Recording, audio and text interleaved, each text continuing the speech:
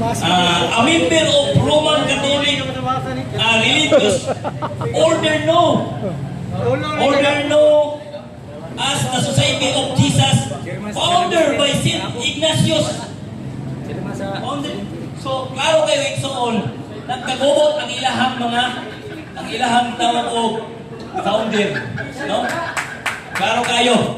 So, unsaon man ang igsoon, sakpa naman yun ang ilahang pagpamakak. Bisa kung saan igsoon niya o pakli-pakli niyang referensya, matod palagay na ingon siya, nagubin na po si Dibati. Wag pa kayo nakabunggag. Gimalas na kakaroon. Ganun man, ang inyong kasulatan nisungag sa imuha. Ang problema lang, kay ang dako nga dalawang ganigamay man. Di man madungog. Pero pasalamat ka kay Migo Maguta. No? Papromo lang sa karon. Giingon nila igsoon, nga kamo, nag-angkon. The Roman Catholic Church claimed for itself na naunsa man encyclopedia. So, kung ito sa encyclopedia, tinuod po niya mo ha.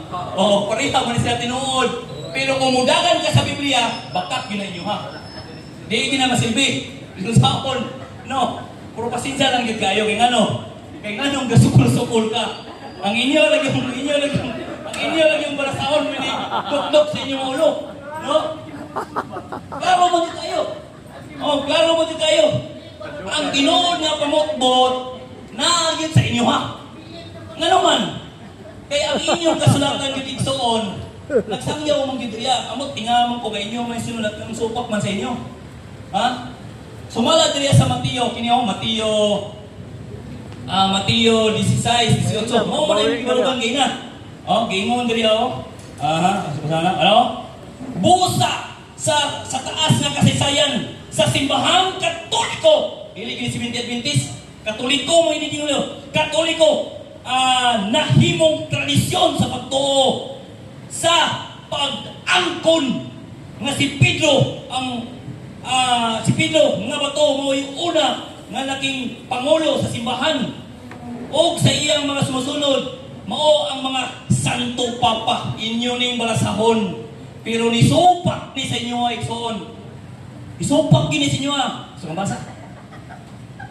Wala ko balang kilaw gusto kong basa? Okay, salamat hindi ka mabasa total kini igsoon kasi ngayon na siya dili siya standard difference ini hindi siya mga dili standard difference sumala sa gingon diriya nagsimula sa Pentecostes. Okay, nagsimula sa Pentecostes. Ang Roman Catholic